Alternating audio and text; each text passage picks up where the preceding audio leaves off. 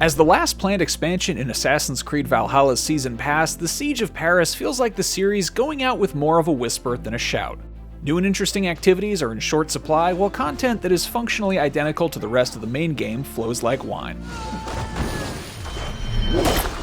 And even the return of the fan-favorite, more open-ended assassination missions and strong character performances can't save the story from feeling run-of-the-mill at best.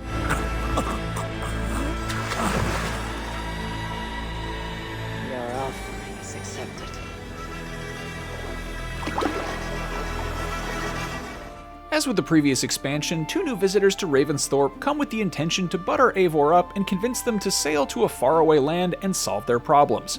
After a little wining and dining, Tolk and Pierre, charming representatives of the Elgring clan, succeed in commissioning the Wolf-Kiss to ship off to Francia and help their plight against the Mad King, Charles the Fat.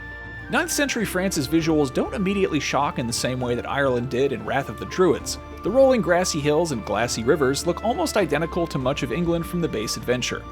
Where Ireland's color palette and geography felt like you were entering an old and mysteriously untamed place, Francia's wildlands felt disappointingly simple. Simple can still be beautiful, of course, but if you put a location from Francia side by side with one of the regions in the middle of England, I'd be hard-pressed to tell you the difference.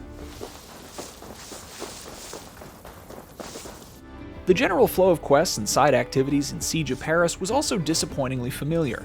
Every location had the same menu of things to do, kill, and discover, all playing out the same way they always have. More of the same can be entertaining, but Francia is missing the flourish that Ireland had in this regard. Rebel missions, the expansion's new activity, are shallower versions of the same find this, kill that quests too, just shortened significantly and featuring AI-controlled rebels to help you complete your tasks.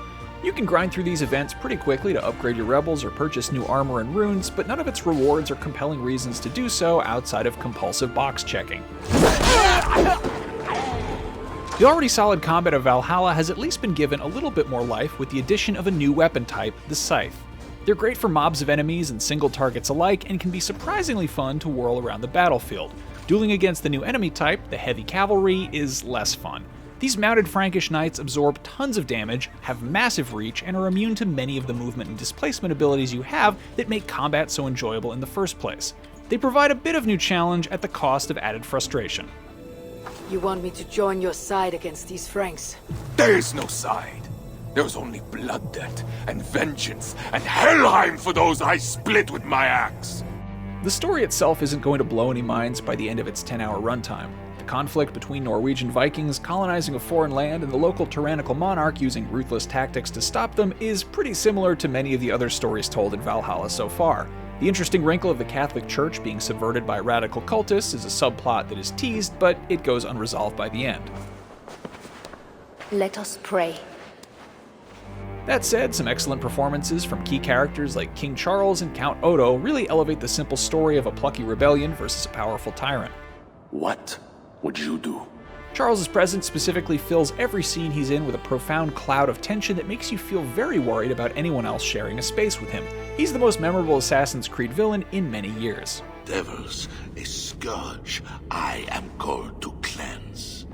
There's also a plague raging through Francia, but it doesn't loom very large over the proceedings. It's mostly notable when you encounter rat swarms in the sewers of Paris and surrounding ruins. These swarms are lethal if not dealt with, but the process of dealing with them is annoying. Attacks can chase them off but not damage them, so unless you shepherd them into sewer grates and block them off, they will pester you to death. Thankfully, they're an infrequent encounter. The main story missions also feature a handful of infiltrations, open-ended assassination tasks retooled from Assassin's Creed Unity's black box missions. These are welcome additions to the formula, adding multiple avenues of progress to your target and the freedom to complete missions the way you want to. They offer some hard-to-miss prompts to get you started before branching into various opportunities to gain intel and find shortcuts that you wouldn't get otherwise. Infiltrations also often result in particularly brutal cinematic assassinations if you follow all the leads correctly.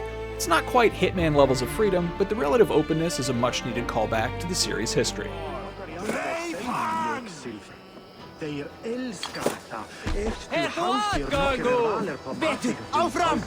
Even with the satisfying creative freedom of its infiltrations and the brisk bite that scythes add to combat, the Siege of Paris doesn't feel like an essential addition to Assassin's Creed Valhalla. Its story provides a truly memorable menace in King Charles, but otherwise doesn't stand out much from what we've already seen, substituting Breton soldiers with Frankish ones. Valhalla, of course, remains fun on its own merits, but the base adventure already has Mjolnir's weight in nearly identical content. For more Viking action, you can check out our reviews of Tribes of Midgard or Assassin's Creed Valhalla's previous DLC, Wrath of the Druids, and for everything else, you're already in the right spot, IGN.